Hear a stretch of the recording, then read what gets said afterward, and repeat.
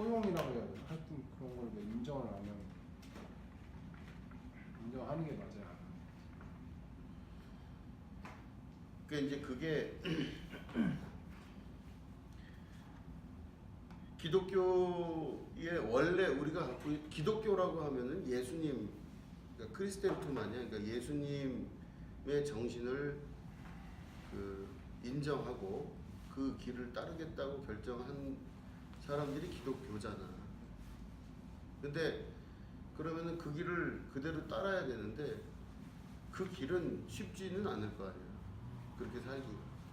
근데 기독교가 아까 말한 대로 변질이 됐다고 보면 되는데 어디서부터 변질이 됐느냐 했을 때 기독교가 공교회화되고 로마의 국교가 되고 힘을 가지기 시작하면서부터 이미 그거는 끝나는 거지. 그건 왜냐하면 세상의 기존 질서 속으로 들어간 거야.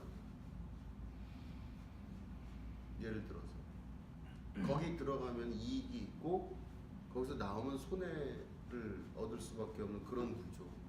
근데 기독교에 우리 예수님 믿는 사람들의 그 첫 번째 핵심이 바로 뭐냐면 손해를 보더라도 그 길을 가는 사람들이거든. 이익이 없더라도 두려워하지를 않는 거야. 너 이러다 망할 수 있어. 그 망하는 걸 두려워하지 않는 사람들의 힘이 기독교거든 사실은. 당신이 이렇게 살다가 십자가에 처형돼 죽을 수도 있어. 근데 뭐 사람이니까 갈등을 당연히 하겠지만도 그걸 알면서 그 길을 걸어가는 그게 바로 기독교거든.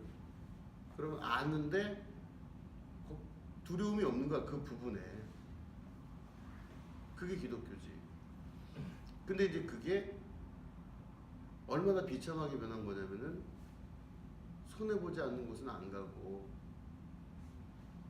권력이나 힘과 돈과 모든 명예가 같이 들어가 있는 곳 안으로 자꾸 쫓아가는 거 아니야. 그게 이제 로마의 국교화가 되고 그걸 알면서부터는 기독교가 옛날로 돌아가기가 어려워지는 거지 자꾸. 근데 그 중에서 이제 이렇게 중요하게 메인을 차지하고 가는 사람들이 그렇게 갔다면 그 중에서 옆으로 떨어져 나간 사람들 이건 아닌 것 같다. 이 길은 아닌 것 같다고 생각하는 사람들이 나온 사람들 중에 많은 사람이 사막교부가 됐겠지. 도시 안으로 안 들어가고 사막교부가 돼서 자기 자산 다 팔고 뭐 그 안에 들어와서 맨몸으로 옷이라고 해서 1,000 하나 걸치고 그냥 수도원에서 살다가 죽은 사람이 있고.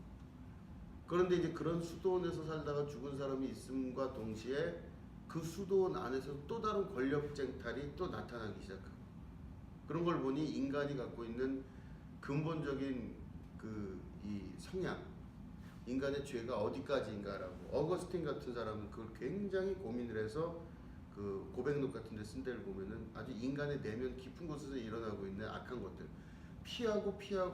피해서 수도원까지 들어왔는데도 불구하고 수도원에 가니까 오히려 더 이 인간의 본성이 막 드러나는 악함들이 보이는 거야. 이게. 그럼 그 본성은 어디서부터 시작됐는가? 이 어거스틴의 고백록에 나오는 질문들이야. 도대체 내가 어디서부터 처음부터 죄를 졌나? 그 죄의 시작은 어디였나? 이 뿌리가 어디였나? 생각의 뿌리가. 뭐 그런 것들. 그러면은 예수님의 그 말씀을 따르는 자들의 삶과 자기 안에서 일어나고 있는 본능과의 끊임없인 전쟁이 외부의 탓만 있었던 줄 알았는데 내면 안에서 일어나는 자기 자신을 보고 괴로워했던 장면. 이런 게 이제 그 고백록 안에 나오면서 그 사람들 말고도 수많은 사람들이 이제 갈등하면서 자기를 씻어내는 일들을 끊임없이 한 거지. 그러면서 그 안에 사막교부 전통과 기도 전통과 하는 것들을 통해서 인간의 근원적인 심리 안에 그리고 내면 안에 들어가 있는 근본적인 문제가 뭐고 그 악한 마귀 사단의 권세라고 하는 존재들이 어떻게 사람을 휘어잡아서 죽음의 길로 끌고 가나 하는 것들에 대한 신학적인 그 틀을 만들어 놓은 거지. 그런데 기존 교회에서는 그렇게 보질 않고 기존 교회는 예를 들어서 제도화된 교회 안에서는 교회를 유지해야 되는 거 아니야. 교회를 유지해야 되는 게 있는 거야. 커지면 교회를. 그렇잖아요. 그러면 교회를 유지해야 된다고 하는 것이 하나의 교리가 되기 시작하는 거야. 그거는 성경 말씀에는 어디도 교리라는 부분이 없잖아. 그러면 이렇게 성경의 말씀에 있는 거는 교회가 있기 전, 그 우어키어시라 그래 독일 말로. 교회가 있기 전 우어키어시. 그럼 뭐냐면 교회가 있기 전 교회가 성경에 나와 있는 곳 아니야. 거긴 뭐 제도권 교회고 뭐 기존 교회고 초대 교회가 없었잖아. 사실은 우어키어시만 있지. 교회가 되기 전 단계들. 그 성경이 나중에 예수님 십자가 달려 죽으시고 나서 이후에 부활 후 30년에서 40년 사이에 쓰여진 거기 때문에 그 전에 그 사이에 있었던 교회들의 모습이 별로 반영이 안 돼 있었어요. 그 우어키어시야. 그 우어키어시 다음에 나오는 게 초대교회 뭐 이런 식으로 흘러간다고. 그러면 그 이후의 교회들의 변형된 모습들은 처음의 모습과는 전혀 다른 모습일 수도 있었겠지. 근데 그 교회들이 갖고 있는 게 뭐냐면 확장되다 보니 그전에는 그 힘이 단순히 외부 세력에 대해서 이렇게 죽이려고 하는 그런 힘의 작용을 이기려고 하는 어떤 두려움 없이 그 길을 가려고 하는 거에 대해서 이게 쫙 자라나는 힘이었는데 이게 나중에 커지고 나다 보니까 이게 결국에는 그냥 평온한 상태인 거야. 모든 게. 전쟁이 없는 사회에서 이것들을 어떻게 운영해 나가야 될까라고 하는 부와 평안과 이런 것들이 있는 상태에 확장 정책을 피려고 하니 이제 이렇게 되고. 근데 아까 그 질문했던 내용 중에 거기에 중요한 내용이 뭐가 들어가냐면 왜 기독교는 그 다른 종교를 인정을 하지 않나 이게. 그럼 이제 기독교가 왜 다른 종교를 인정하지 않나 하는 부분이 성경에 나와 있는 것들은 되게 많아. 우상 숭배부터 시작해서 주변의 민족이 아니라 선택된 민족 아니야. 이스라엘. 그러니까 이스라엘이라고 하는 그 이스라엘 민족의 이스라엘 이외에는 다 뭐 이방인이에요. 그잖아. 그러니까 이 나라 이외에는 다 지옥 갈 사람들이야. 지옥 가거나 하나님 선택에서 벗어난 자들인 거야. 그러니까 기독교라고 하는 소위 신앙적 전통 자체가 이스라엘의 유대교적 전통을 위해서 나온 거기 때문에 유대교 전통은 유대교 이외에는 다 죽는다는 뜻이야. 그러니까 형태 자체가 그런 거죠. 그런데 이제 그렇게 나올 수밖에 없는 그 절대성 이런 것들이 이제 그 하나의 신앙적 기초가 됐기 때문에 그렇다고 볼 수 있고, 그 다음에는 이제 뭐냐면은 그 신앙적 전통, 유대교 전통 안에서 나타나는 독선적인 전통이 나중에 기독교 전통하고 어울리면서 콘스탄티누스 정치적으로 이용하기 좋은. 그렇지. 정치적으로 이용하기 좋은 게 로마 같은 경우는 그 사람들이 로마가 팩스 로마 정책을 피면서 전 세계를 로마화 시키려고 하니까 정복을 계속 해나가야 돼. 그러면 전 세계에 이 전파를 해야 되는데 유대교는 하기가 어려워. 왜냐면은 유대교는 자기들만 구원받는다 그러니까 로마 정통 종교로서는 어렵다고. 그러니까 로마 같은 경우는 그 물리적이고 물질적인 거 크고 되게 그 잘 갖춰졌을지 모르지만 얘네들은 되게 그리스 같은 나라들을 굉장히 높이 평가를 했어요. 거기는 지식사회고 또 지혜가 많은 사회라고 여겨졌거든. 그런 거 있잖아요. 이렇게 보면 저 집은 뭐 우리보다 못 살아도 똑똑하다 뭐 이런 예를 들어서. 그러니까 문화적으로 더 상위 클래스에. 완전 상위 클래스. 그리스에서 공부했다 그러면 대접받지. 그러니까 헬라 문화가 그렇게 영향을 줬었어요. 근데 헬라 문화를 자기들의 걸로 들이기에는 그릇이 맞지가 않고, 그리고 유대교를 로마에 국교화하자니 이건 너무 자기들끼리만 뭐 유대인들만 구원을 받는다니 안 되고. 그런데 보니까 예수님이 나타났잖아요 지금. 근데 예수님은 하나님의 아들인과 동시에 하나님은 온 우주의 주인이야. 그러면 로마 황제가 볼 땐 세계 국가로서 로마가 있으면은 종교 정도 되면은 세계 종교로 쓰기엔 딱 좋거든. 기독교가 전 세계를 복음화시키거나 전 세계를 기독교회 하는 거와 전 세계를 로마화 하는 거랑 동일하게 될 수가 있죠. 정치적으로 보면. 그러니까 콘스탄티누스 황제가 물론 자기 어머니가 예수님을 믿고 이렇게 했다는 과정은 있어요. 이게 사료들을 보면 어머니가 예수를 믿었기 때문에 그 영향을 받아서 복음에 의하여 이렇게 했다라고 하는데, 내가 볼 땐 그건 다 듣기 좋게 하는 소리들이고 그거는 별 의미가 없을 것 같아요. 그 한 나라의 황제가 한 나라의 국교를 정할 때 어머니 영향을 받아서 그렇게 하고 그러면 안 해. 잘 쉽지는 않고, 로마는 특히 더. 그러면 어떻게 했느냐? 그럼 이게 어느 정도의 정치적 조각이 이루어질 수밖에 없었는데, 지금 말한 종교들이 갖고 있었던 그 당시의 종교적 틀들은 대부분 자기 지역 사회를 중심으로 민족 중심으로 이루어진 종교들이 많아요. 그러니까 그 종교, 그 민족과 그 지역을 넘어서는 것들이 참 어려웠었는데, 기독교는 그게 가능했던 종교예요. 특히 바울의 영향도 컸던 게 이방인들을 받아들이는 이제 유대교의 한 부분을 무너뜨리고 세계 종교 가운데로 나아갈 수 있는 그 확장 정책이 될 수 있는 근간이 바로 기독교였던 거예요. 그러니까 그거를 로마의 종교로 받아들이면서 로마가 전쟁을 치르고 들어가는 곳마다 복음을 전해요. 기독교를 전파를 해요. 그러면 그 나라 사람들이 받아들이고 싶건 받아들이고 싶지 않건 정복자가 피정복자를 지배할 때는 피정복자들, 다시 말해 당한 사람들은 정복자, 강한 자들의 종교나 강한 자들의 문화를 받아들이는 게 맞는 거야. 그렇죠?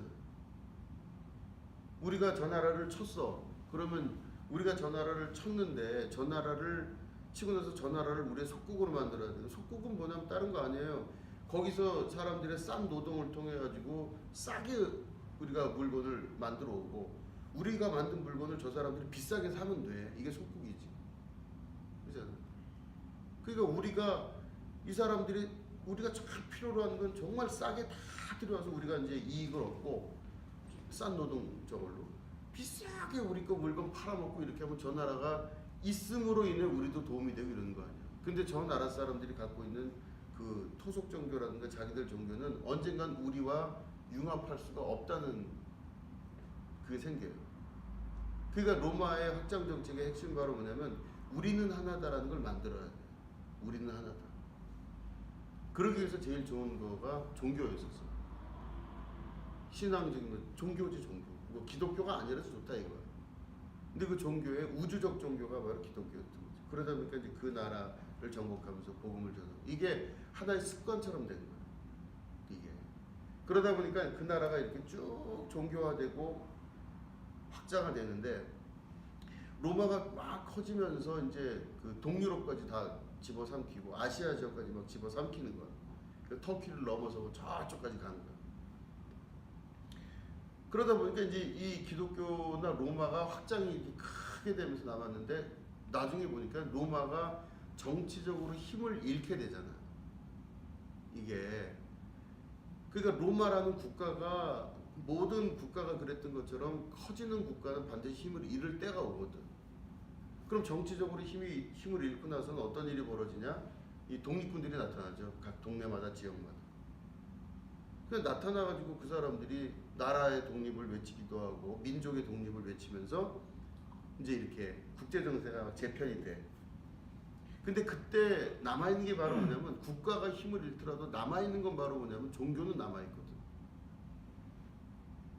그러니까 로마에서 세운 교회들도 있을 거 아니에요. 그 교회 안에 조직되어 있었던 수많은 사람들의 모습이 있었을 거 아니에요. 사제들도 있고. 그 사람들은 나중에 돌아서면서 나는 로마랑 관계가 없다 그럴 수 있지. 그죠? 그러니까 그 사람들의 소위 말하는 조직이 소위 말해 보이는 조직, 보이지 않는 조직처럼 두 조직으로 나뉜 거야. 하나는 로마의 조직과 하나는 종교의 조직인데, 그 중에서 로마 그 안에 있는, 그 소위 이태리 안에 있는 로마 교황청을 중심으로 했던 서로마 제국이 그 틈새를 타서 로마가 힘을 잃는 사이에 자기들의 독립을 선언해요. 그래서 기존에는 저쪽에 있었던 많은 교회들과 연합이었었어. 그죠? 러시아 정교회, 뭐 그리스 정교회, 뭐 이런 이렇게 정교회, 이게 정교회들이 있고 이런 것처럼 교회들이 각각 자기의 지역의 특성에 맞게끔 운영이 되는 그런 게 있었는데, 소로마 교회는 또 소로마 교회야. 근데 이 소로마 교회가 독립을 선언하게 되면서 다른 교회들과 연합이 안 돼요. 딱 잘라버렸어. 로마와 정치가 무너지기 시작하면서 이 소로마 제국이 하나의 커다란 종교 세력으로 자리 잡은 그 순간. 그럼 교황은 황제보다 더 나아.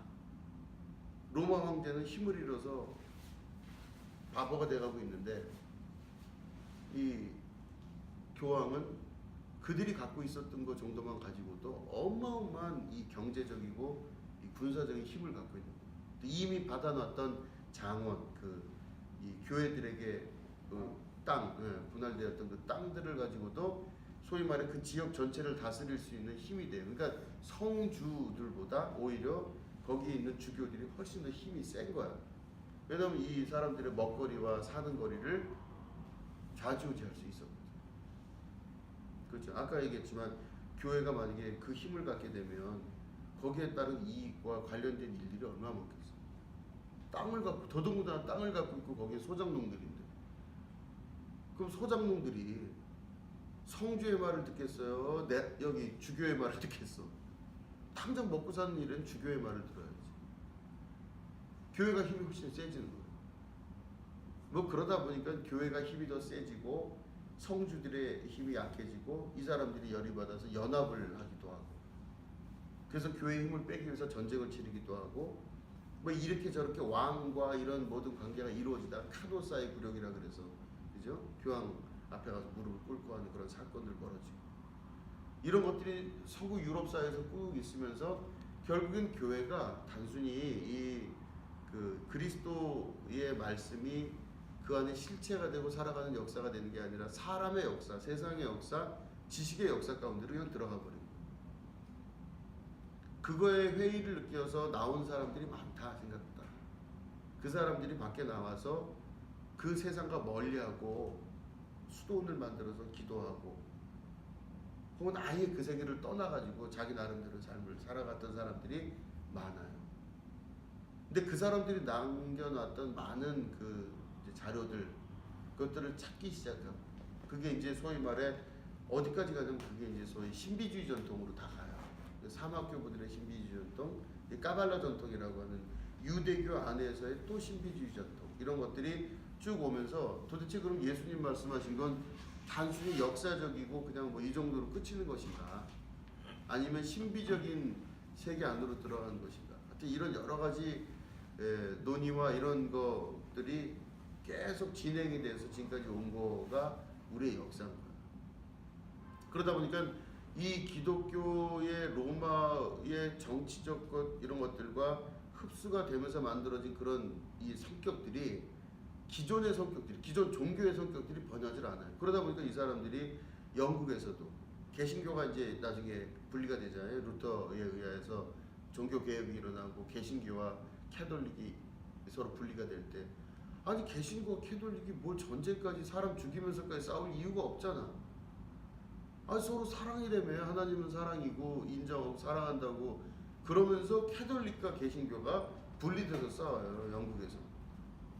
그래서 막 죽여 막 죽이기도 전쟁도 일어나고 막 그래요. 그게 오래도록 또 전쟁을 일어나고 굉장히 오랜 시간.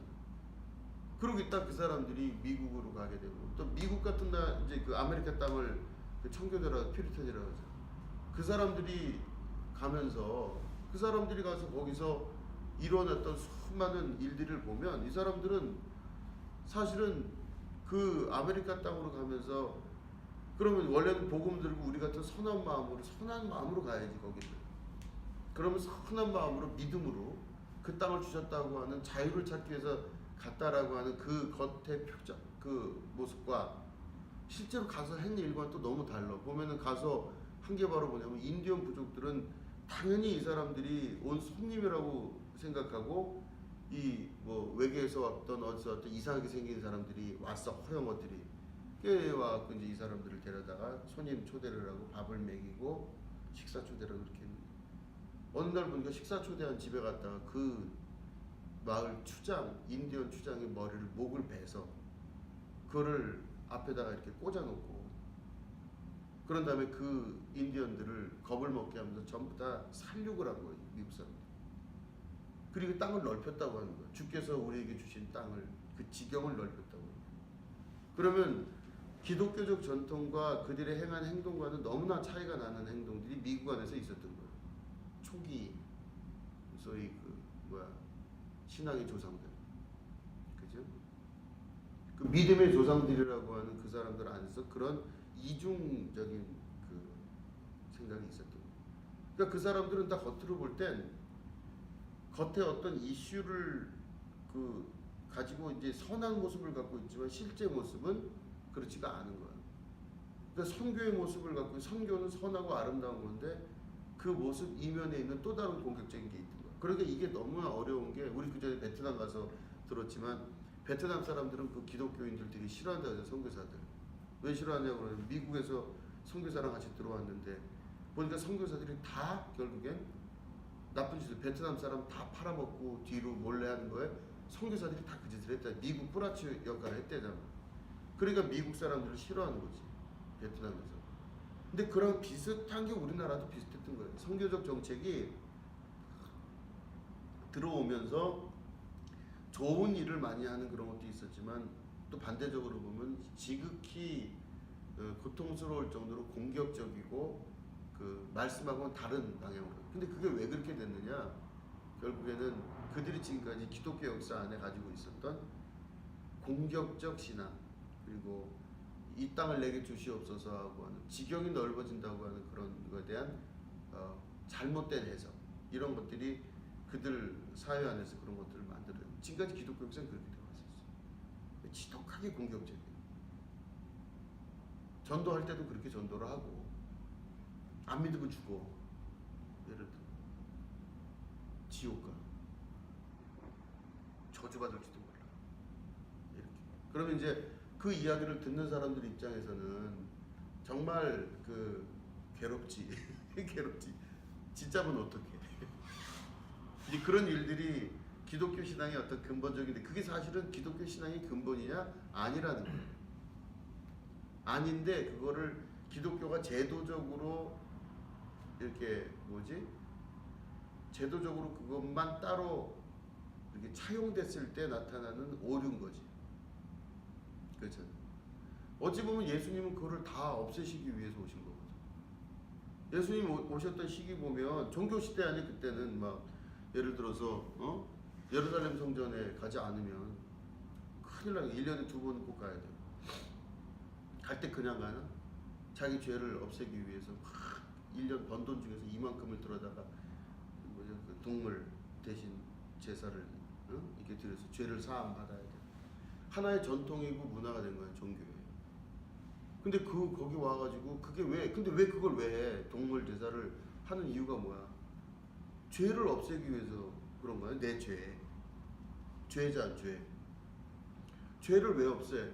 죄가 있으면 벌을 받고 죄가 있으면 저주를 받고 내가 잘못되지 않으면 내 자식이 잘못되고 우리 아버지가 잘못한 거를 내가 받거나 이렇게 되는 거. 이게 종교사회잖아, 종교사회. 그러니까 그거를 어떻게든지 간에 없애기 위해서 좀 부담되더라도 재물을 갖다 바치. 근데 예수님 오시기 전에 세례 요한부터 벌써 눈에 나기 시작했지. 죄 용서함을 받으려면 세례를 받아라 그래서 아니 물에 가가지고 아무것도 안 했는데 세례를 받아서 결국엔 죄사함을 받는다 하니 사람들이 갑자기 세례 요한한테 백절치도 몰리는 거예요. 돈도 못 얻은 사람들이. 그러니까 이 종교에 이미 기존 종교에 갖고 있던 사람들이 볼 땐 이상한 짓 하는 거예요. 그죠? 그러니까 이 사람들이 세례 요한을 사람이 하도 많으니까 어떻게 할 수가 없으니까 눈치만 보고 있다가 결국 헤롯의 부인에 의하여 목잘림을 당하지. 근데 죽고 나서 예수님이 하시는 거가 세례 요한의 그 이후의 일들을 하신 거예요, 사실은. 계속 죄를 사하시잖아요, 예수님 다니면서. 죄는 예루살렘 성전에서 하는 거지 다룰 문제지 예수님이 할 문제가 아니라고.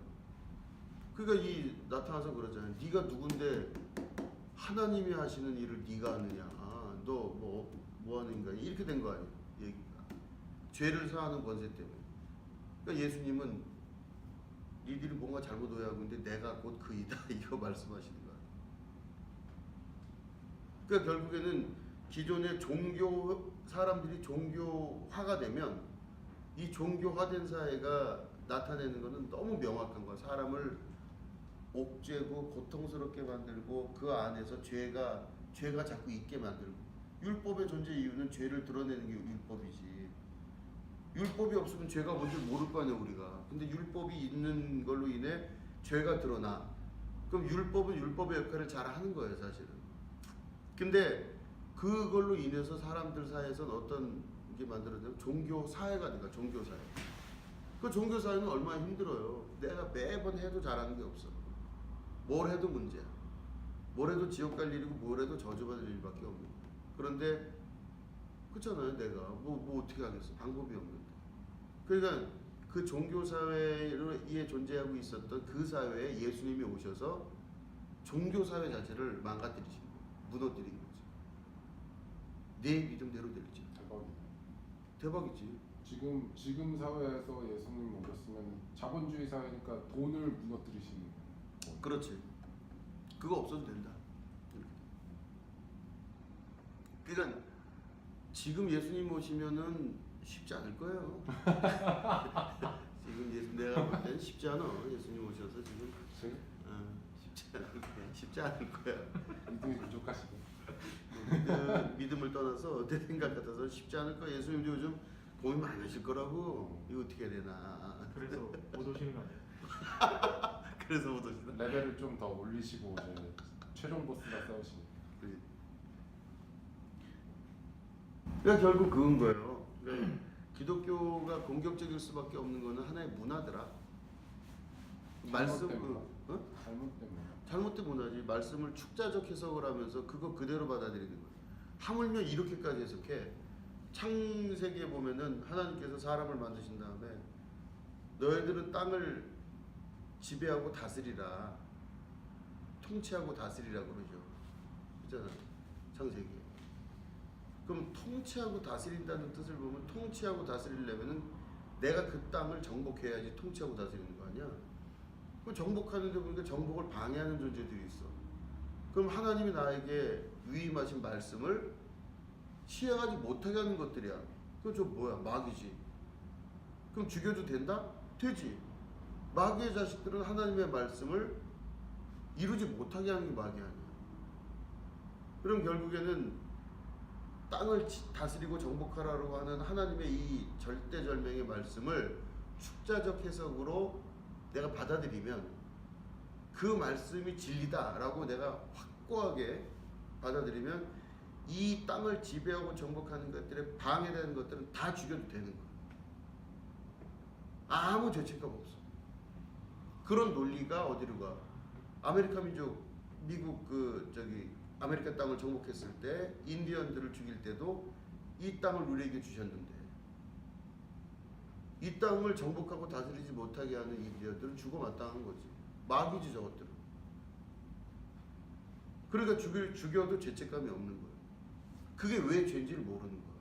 왜 나는 말씀 안에서 행동을 해? 그러면 그 사람에게 있는 악한 마귀의 역사를 대상화시켜서 본 거 아니에요. 그 말씀 하나로 인해서. 거기서 갖고 있는 축자적 해석에 얼마나 큰 오류가 있다는 걸 알게 되는 거지. 그러면 도대체 창세기에서 말하는 땅을 다스리고 정복하라는 그 뜻은 다스리고 정복한다는 건 공격하여 그 땅을 내가 채우고 내 거라고 해석할 게 아니라 관리하라는 뜻이겠지. 그렇잖아요.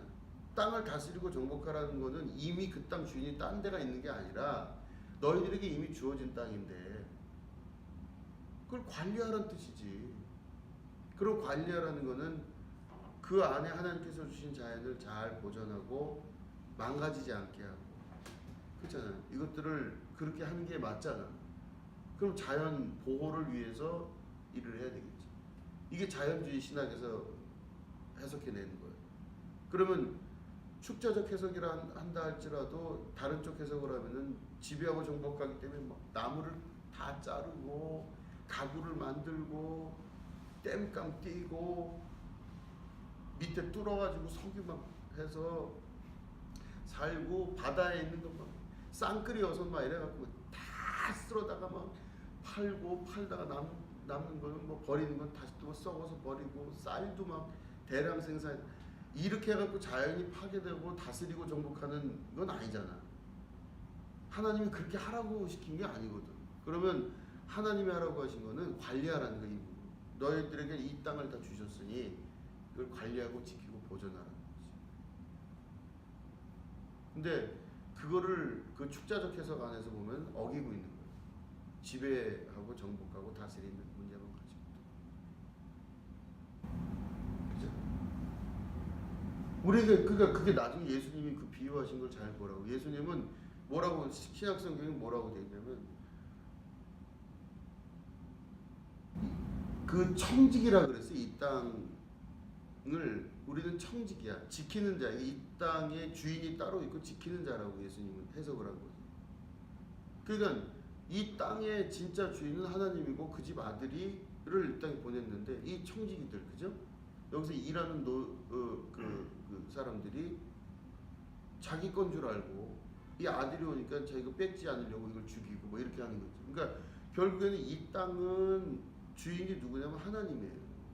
하나님 거라고. 그리고 우리는 이 땅에 있는 것들을 잠시 갖다가 쓰고 그것들을 다시금 돌려드릴 수 있을 만큼 되는 사람들이라고. 내가 쓰는 물건과 내가 쓰는 돈과 내가 쓰는 여러 가지 것들이 다 내가 잠깐 쓰는 거지 영원히 내 거라고 볼 수는 없어. 이 세상에 모든 다 모든 내 안경이건 내 옷이건 모든 건 다 언젠간 다 내 밖으로 벗어나야 될 것들. 그러니까 이걸 잠깐 빌렸을 때 관리를 잘하고 하는 것들이 실제 목표인데 그게 아니라 우리는 이거가 내 소유, 내 거라고 하는 거에 대한 개념이 강하니까 예수님이 그 말씀 안에서도 보면은 세상의 모든 것들이 네 거냐 할 때 실제는 아니란 얘기거든요. 예수님 말씀. 그런 해석 방향으로 봐도 세상의 복음이 잘못 전해진 거겠지. 그죠? 교회가 뭘 해야 되냐면은 그걸 지킬 수 있도록 노력해야 되고 또 교회에 다니는 사람들은 내가 갖고 있는 재산과 내가 갖고 있는 옷과 내가 갖고 있는 차와 내가 갖고 있는 많은 것들 나랑 만나는 많은 사람들이 내가 섬겨야 될 대상이고 관리하고 이들을 잘 보존하고 서스테이닝을 해줄 수 있는 존재들과 이런 것들이지 이거를 가지고 누리고 재밌고 하고 행복하고 이걸로 이익을 누리고 이건 아닌 거예요. 그러니까 그렇게 지탄받고 있는 한국교회의 대표적인 모습들이 그런 거 아니에요. 자기가 수고하고 노력하고 개척해갖고 이만큼 고생해서 교회를 이만큼 세웠다. 그거 내 거지. 자기들이 볼 땐 자기 거지. 재산이고. 그러니까 재산이니까 자식한테 물려주기도 하고. 그죠? 영원히 이게 내 것처럼 쓰고 싶고. 이 사람들이 한 10,000명 교인이야. 그럼 내 맘대로 했거든 그 전에. 내가 다 결제하고. 엄청난 권력과 힘. 그걸 누가 가져가는 게 싫은 거야. 그걸 권력과 힘이라는 걸 아니까 다른 후임자가 그걸 가져가는 거에 대해서 싫어하지. 내 자식 준 건 뭐 어쩔 수 없지만 이렇게 간단한 논리예요 그것도. 근데 어떻게 그게 자기 거야? 자기 거 아니잖아. 정진우 목사가 예를 들어 우리 교회 이렇게 있다 그러면 이 교회에 뭐 쓰고 뭐하고 이런 것도 다 내가 내 마음대로 쓸 수 있는 게 아니라고. 그잖아. 이게 나도 여기서 하나의 한 일개 그 직종이 다른 사람일 뿐이지 여러 사람 중에 한 명일 뿐이에요. 한 사람은 선생 교사요, 한 사람은 선생이요, 한 사람은 선지자요, 한 사람은 뭐 목사요, 한 사람은 가르치는 자요, 한 사람은 봉사하는 자요, 기도하는 자. 이게 각자 다 다른 것 중에서 나는 하나일 뿐이야. 그잖아. 그잖아. 거기에 나는 거기에 한 역할을 하는 것 뿐이야 지금.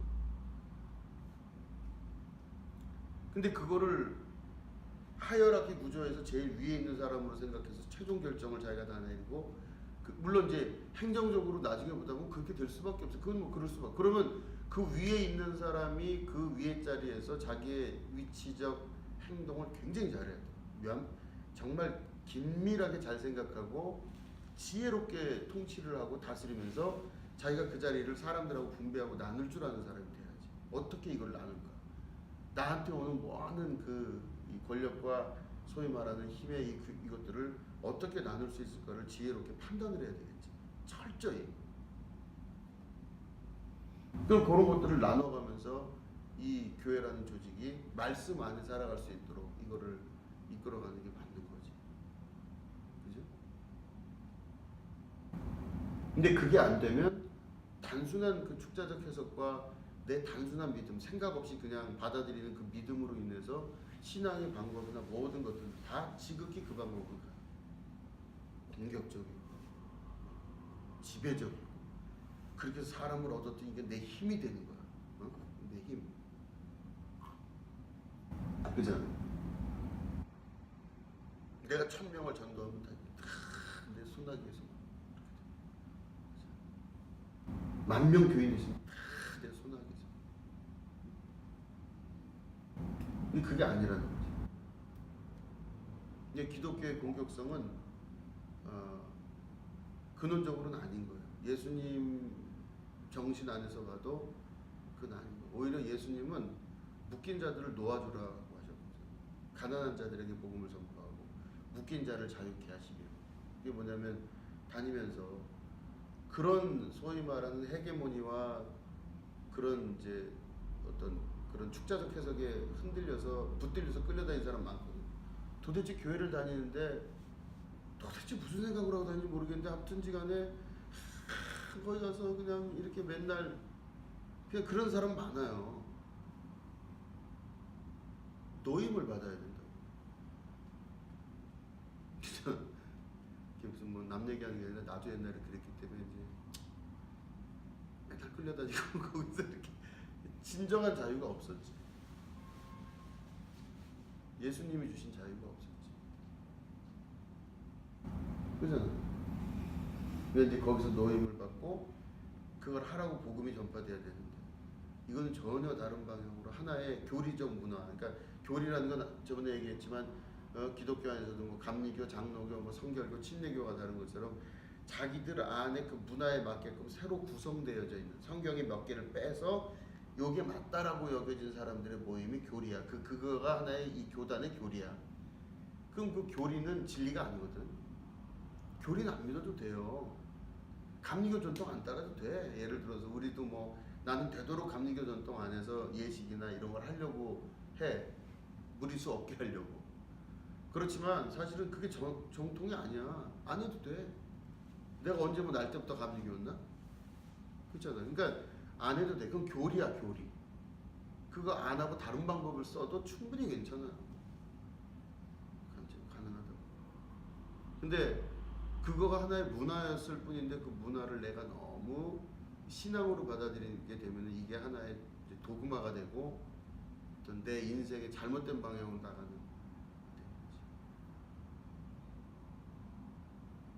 공격적이지 않아요. 기독교는 예수님의 그거는 예수님의 복음은 아까 얘기한 그게 진짜지.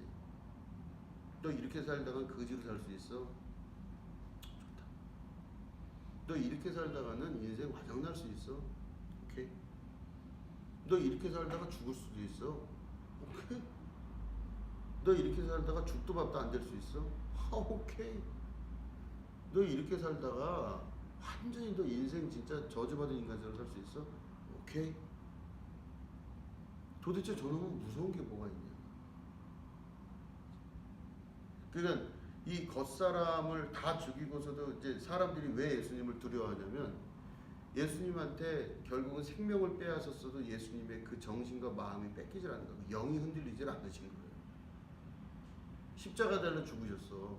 그 부활 이후 뭐 그런 것들은 논외라 할지라도 십자가 달려 죽으셨어요, 예수님이. 근데 죽으셨는데 그 영이 살아계신 거야. 그분은 죽을 때까지도 굽히질 않으신 거야. 한 명만 살려달라고 그래도 괜찮을 걸. 근데 그걸 하시면서도 끝까지 그 위에서 사신 거야. 근데 왜 예수님이 그렇게 할 수 있냐? 이게 신비인 거야, 우리가 볼 때. 왜냐하면 보통 사람들은 저렇게 되면은 그 전에 이미 고개를 숙이거나 손을 내밀거나 했을 텐데 저분은 저렇게 끝까지 가지고도 고개를 숙이지 않는 이유가 뭐냐? 그러면 예수님의 말씀을 보면 예수님이 바라봤던 시각은 이 땅이 다가 아니잖아. 그잖아. 너희들은 너희들의 목숨을 좌지우지하는 그런 세상 권세를 두려워하지 말고 영혼까지 없이 하시는 하나님을 두려워하라. 이게 예수님 마음 아니에요. 그러니까 결국엔 예수님은 바라보신 그 시각이 이 땅에 있는 모습만 본 게 아니야. 요거는 잠깐이고 아무것도 아닐 수 있다라는 걸 예수님을 통해서 알 수 있는 거야. 또 다른 세계가 있는 거야. 근데 그 세계에 비하면 이 세계는 너무나 잠깐인 거야. 아무것도 아니야. 그럼 그 세계를 향해서 예수님이 나가신 거야. 이 짧은 세계를 죽기 싫어서 그 영원한 세계를 버린 사람들이 있는 반면에 예수님은 이 짧은 세계가 정말 짧고 그렇다는 거를 말씀해 주신 거 아니에요, 우리 안에. 그러면 내가 그걸 믿을 때, 아, 이 세계에서 그렇게 뜻을 굽히고 비겁하고 야비하게 인생을 사는 게 아니구나. 끝까지 그 길을 걸어갈 정도, 당당하고 두렵지 않고 무서워하지 않으면서 그 길을 끝까지 걸을 수 있는 그 강력한 힘이 그 안에 있었구나. 이걸 아는 거 아니야. 근데 그게 뭔가 했더니 사랑이야, 사랑. 예수님의 근본적인 복음의 핵심은 사랑이야. 사랑은 모든 사람을 용서하고 모든 사람을 사랑하고 하물며 원수까지도 사랑하는 거래요. 그잖아. 그 예수님의 사랑이 마지막 복음이에요. 그 사랑으로 인해 내가 태어났고 사랑으로 인해 내가 살아갈 수 있었고 하나님께서 오늘도 나를 바라보시는 그 사랑으로 인해 난 오늘도 살아가고 있는 거고 그걸로 인해서 내가 이 목숨이 죽더라도 절대 죽지 아니하는 세계 가운데로 우리를 이끄시는 게 하나님의 사랑이고 그걸 우리에게 말씀하신 거잖아. 이게 예수님의 복음인데 결국 예수님 복음은 사랑이야.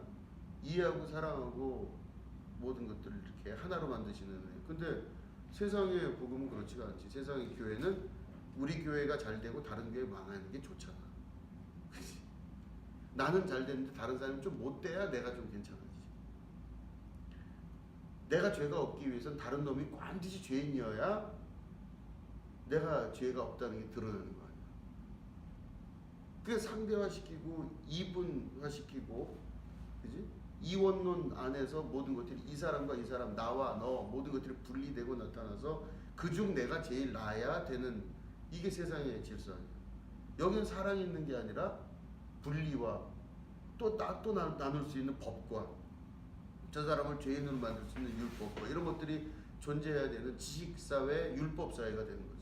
종교사회도 그런 거고. 근데 하나님의 나라는 그게 아니라 모든 사람이 그리스도 안에 하나라는 거야. 이런 복음이죠. 그럼 그거를 내가 믿음으로 딱 받아들이면 진짜 받아들이면 어떤 사람이 되냐면 겁이 나질 않지. 왜냐? 지금 죽어도 죽는 게 아니라고 알잖아. 망한다?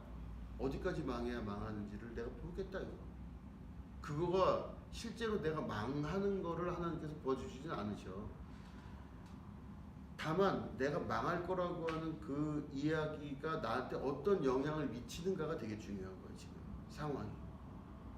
사람이 죽는 게 그렇게 쉬운 게 아니에요. 사람이 망하는 게 그렇게 쉽게 망하는 것도 쉽지가 않아. 이게 인생 전체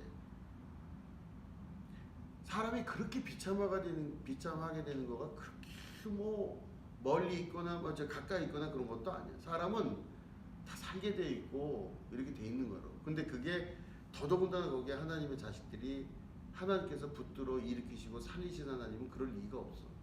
근데 다만 우리는 대부분 다 그거를 실제로 여기서 두려워하고 걱정하는 거지.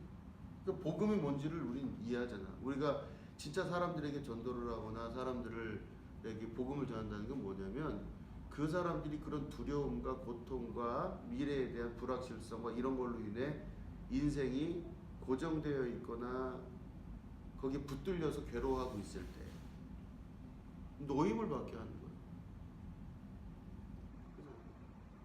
그리고 축복을 줄 수 있잖아. 예수님이 하신 축복처럼 네 죄가 사함을 받았다. 그 말은 넌 죄가 없다. 다시 말해 네 인생은 죄는 과거에 있었던 일이지 현재는 아니잖아. 죄는 과거지. 과거가 너를 붙들고 있다? 없다는 거야. 예수님 말씀은. 소위 말해 카르마가 너를 잡고 있다? 업보가 너를 지금 이렇게 하고 있다? 예수 그리스도의 이름으로 명하노니 내 죄가 사함을 받았다. 이 말은 불교식 예수 그리스도의 이름으로 명하노니 내 업보가 사라짐으로 이제는 더 이상 윤회의 모든 역사가 없어질 것이다. 굴레에서 벗어난. 해탈의 경지. 그렇지. 얼마나 대단한 일인지 알겠지. 그지? 아무런 문제 없. 넌 지금 그럼 나는 지금 뭡니까? 너는 지금 택한 족속이요 왕 같은 제사장이요 하나님의 거룩한 아들이다. 이게 복음이에요. 그럼 내가 지금 이 모양인데도 그렇다고요? 맞아요. 그리고 하나님이 너와 함께 하신다. 그러면은 그 안에는 나를 두렵게 만드는 수많은 인생에 그 많은 것들이 순식간에 하나님 앞에 노임을 받게 되고, 그 말은 뭐 네가 원하는 대로 다 되게 해주겠다 이런 뜻은 아닐 수 있어요. 뭐 내가 원하는 게 한두 가지야. 뭐 수많은 뭐 행복에 대한 조건들이 있겠지. 근데 그 행복에 대한 조건들도 다 내려놓고 노임을 받는 거야. 극도의 자유. 두려움이 없어. 앞에 죽음이 있다 하더라도 별게 아니야. 그죠? 갖다 없는 거지. 그리고 그 정도 경지에 다다른다는 건 복음이 그에게 십자가 됐다는 뜻이지.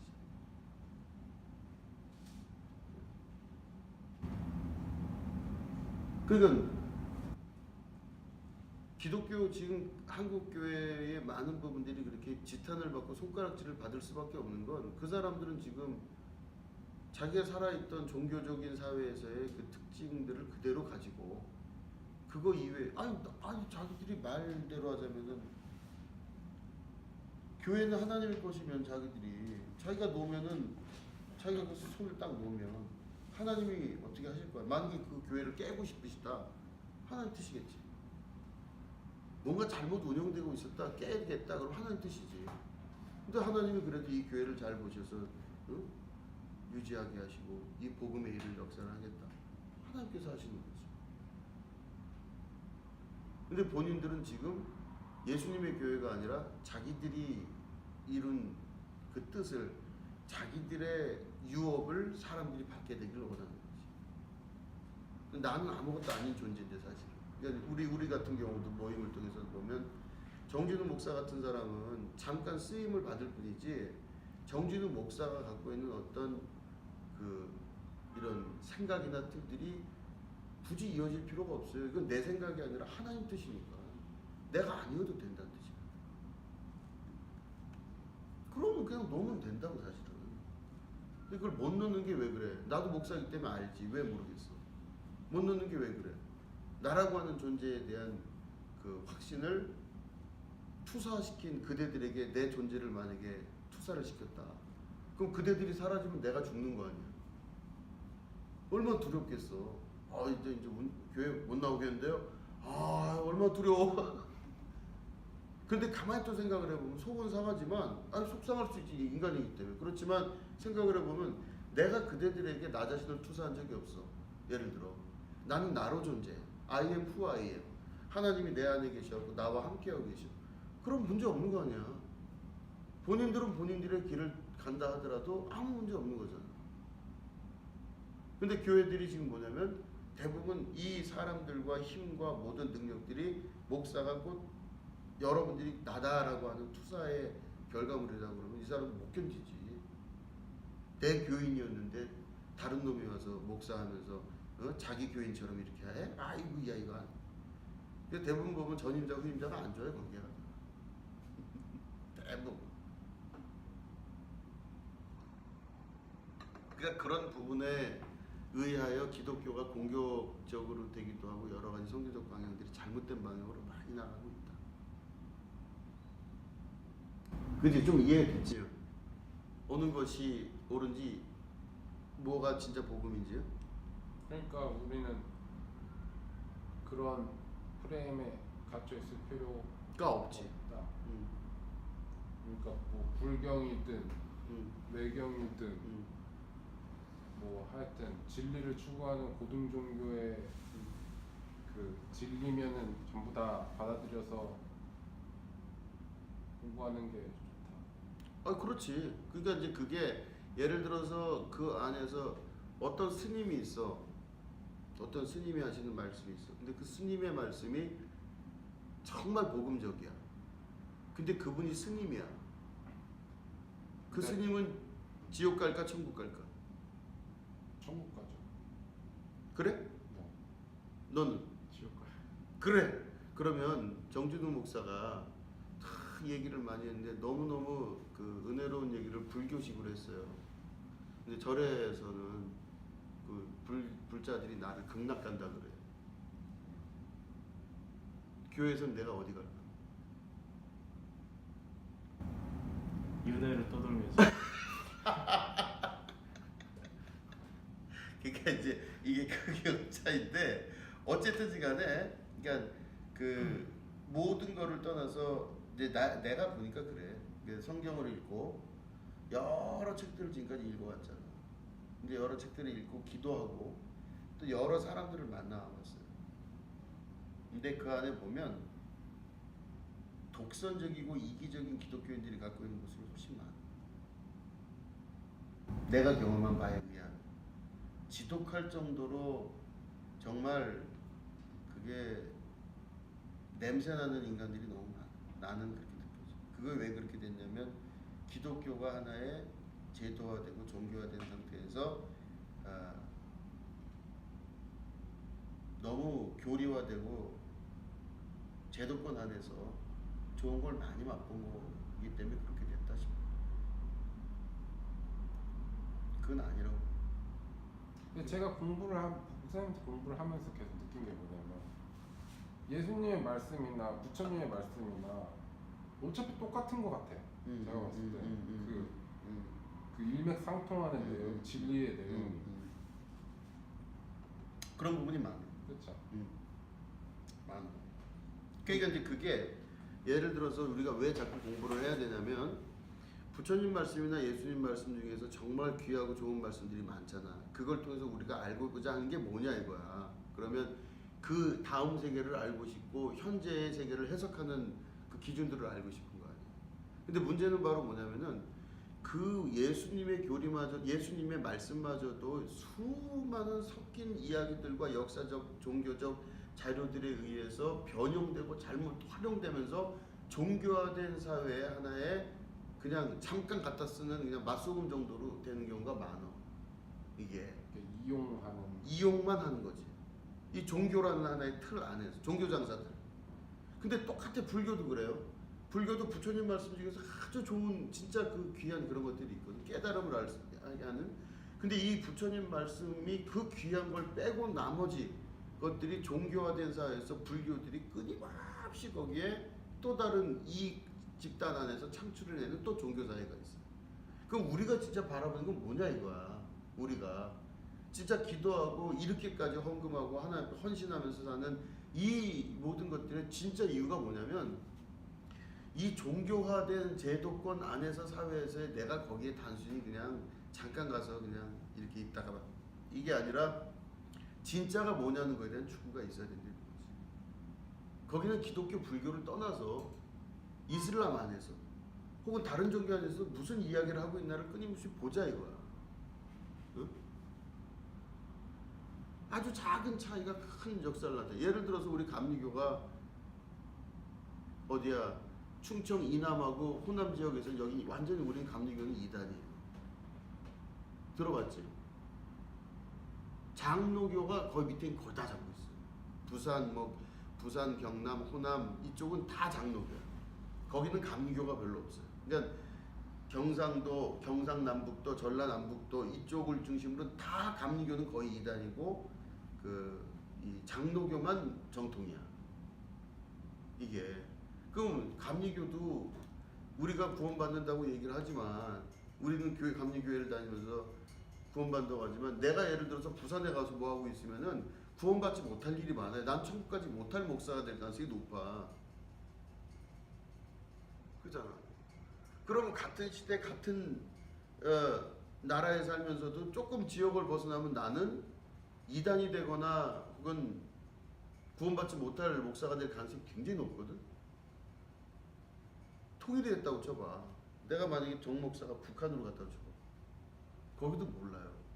내가 정진우 목사가 천국 갈지 지옥 갈지에 헷갈려하는 사람 되게 많을 거란 말이야. 그러면 도대체 우리가 갖고 있는 이 장로교와 감리교와 이 인식과 이 모든 차이가 뭐냐 이거야. 종교 사회가 만들어낸 하나의 교리적 사회에 묶여서 이렇게 된 거야. 그러면 거기에 다 내려놓고 얘기를 해보자. 그러면 도대체 구원이 어디 있으며 구원은 무엇이며 하나님께서는 어떻게 하셨으며 그러면 부처님 태어났을 때 하나님은 어디 계셨으며 그럼 부처님 저렇게 돌아다니게 하지 말고 차라리 하나님이 죽이시든가 그잖아.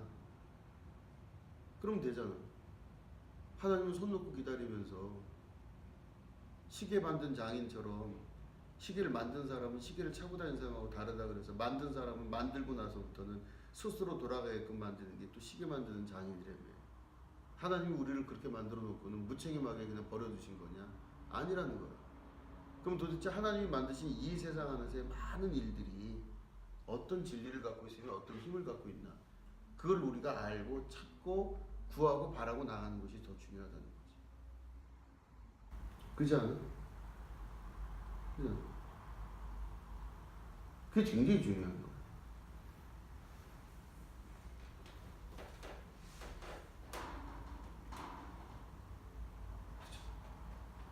그 안에서 보면은 불교의 여러 경전 중에서도 그 불교의 경전 안에서도 예를 들어서 해석이 가능하고 분명히 무엇인가 문제가 있는 부분들은 잘라낼 줄 아는 능력이 있어야 되겠지. 성경에 관해서도 성경 말씀 안에서 정치적으로 그리고 종교적으로 자기들의 이익 집단의 이익을 대변하기 위해서 만들어졌던 편집 과정에 오류가 있었던 것들을 인정할 수 있어야지. 이걸 인정하지 않고 나타나는 것들이 신천지, 하나님의 교회. 얘들은 한국 사회에 너무나 잘 적응을 하잖아. 우리나라 사람들이 원래 단순하게 딱 붙들어갖고 그 쫙 나가는 걸 잘하니까 기가 막히게 하잖아요. 그거 하나 붙들고 그냥 계속 원숭이 똥구장 빨개 빨가면서 사방 이런 것들로 끊임없이 만들어내면서 이게 옳다고 막 얘기하면 사람들이 확 가지. 그게 맞는 줄 알아. 근데 그런 단순한 종교사에서 벗어나야 된다는 거야. 우리가 진짜 하나님이 살아계시다면 지금 우리에게 말씀하시는 이 바가 뭔지를 다시 한번 우리에게 말씀하시는 거겠지. 그지? 그 대신 그런 길은 있다고 봐요. 사람이 그럼 뭐 절에 가도 되고 뭐 어디가 그렇지 절에 가도 된다고 난 봐. 절에 가도 되고 교회 가도 되고 뭐 성당 가고 싶으면 가라 이거야 다. 그러나 자기에게 속한 사회에서 하나님께서 나에게 허락하신 가장 빠른 방법들이 있을 거라고. 내가 정말 구원을 이루며 마음속에 하나님의 평화를 이루는 것들을 가장 빠르게 접할 수 있는 그 길이 있을 거라고. 그게 어디냐 이거 그 길이. 길석이는 절대 절에 못 갈 거야. 길석이 절에 가면은 뭐야? 주변에서 누군가 화살로 이렇게 쏠 수도 있어. 예를 들어서. 근데 재보면 절이 그게 멀지 않을 거 아니야. 그죠? 그러니까 근데 그렇죠. 근데 근데 멀죠. 그래도 멀지. 그렇지. 그러니까 이제 그게 자기가 속한 사회 안에서 나라고 하는 존재에 대한 존재 규명 그런 것들을 이뤄내는 것들이 끊임없이 있었던 거야. 역사적, 사회적으로, 모든 장소적으로. 그런 곳에서 일어났던 일들 중에 하나님께서 그 안에 어떤 역사를 일어나를 보는 것 이게 되게 중요하고 근데 그것들을 찾아나가는 작업이 우리가 공부하는 내용이죠. 그래서 이거 보면은 이 톨레 책 같은 경우는 이 톨레 책도 보면은 어떤 종교에 얽매인 책은 아니에요. 매우 어떨 때 보면 이상하기도 하고 좀 이거 하기도 하고 그런 생각이 들지. 겁나지 사실은 맨 처음에 이래도 되나 싶은 거.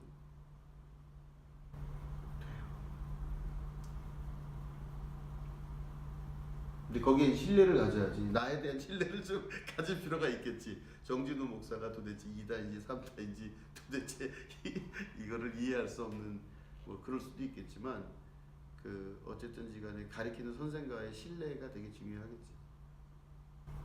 우리 둘을 꼬셔갖고 뭐 완전히 그냥 인생 와장나게 하려고 이렇게 한다라고 생각하면 안 돼. 그러면 이제 할 필요가 없지만 다 내가 내려놓고 내 거 다 털고 왜 이거를 하는지에 대해서를 만약에 전제 조건으로 둔다고 그러면 좀 다르겠지. 이걸 해서 도대체 손해볼 게 누군가. 이거를 영상으로 작업해갖고 이게 그대로 올라갔을 때 손해볼 게 도대체 두 사람인가 난가. 보면 내가 볼 때는 분명히 두 사람은 살아요. 그잖아? 그러면 이제 왜 이렇게까지 내가 하냐는 거에 대한 거는 뭐 본인들의 믿음과 신뢰 안에서 이루어져야 될 일이고, 근데 다만 어쨌든 한국 교회나 현대 한국 사회 안에서의 종교화되면서 이 권력과 이 힘과 이런 것들의 어떤 이 문제들이 일어나는 수많은 것들의 진짜 원인을 우리가 안다면 오히려 이런 공부는 굉장히 중요하고 지혜롭게 되는 거에 대한 아주 좋은 저기가 되겠지. 신천지가 아니라 무슨 뭐 그 누가 와서 얘기를 하더라도 아무런 문제가 없는, 이거를 하나님이 준비하신 거라 난 믿어요.